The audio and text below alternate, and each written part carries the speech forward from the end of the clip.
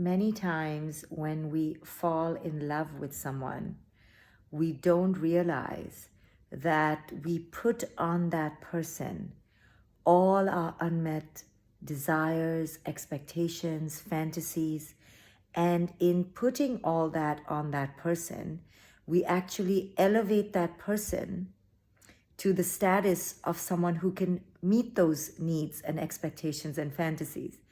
So that person begins to look more elevated than they actually are. It's this bizarre thing we do. We have a need. We displace that need on the other. We put on that person all our hopes, our fantasies, our expectations, all our dreams of the perfect one. In doing that, we mess up our mind and actually think that they are the one. So suddenly, that other person, poor person, just like trying to get their needs met, suddenly they have this aura and this halo and this golden, feel around them, this crown on their head. And you're like, wow, they're amazing. And then you spend a lot of time with them. And then you may even marry them. And then have children. And then they look very ordinary. And you're like, what happened? What happened? Well, what happened is nothing to do with them. They are the same person. What happened is that you began to realize that your needs are not being met by that person. Your fantasy is not coming true. So what you did is you took back all that energy, all that projection, you took it back.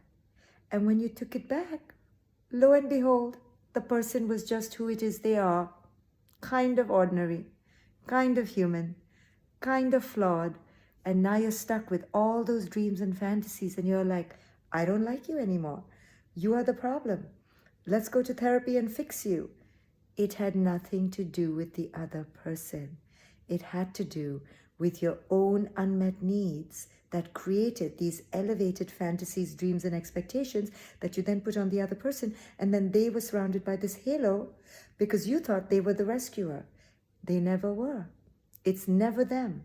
It's always our own unhealed baggage and all the crap that we then put on the other person and do all these twisted things with and think it's them. This, for most people, is the process of falling in love and then falling out of love.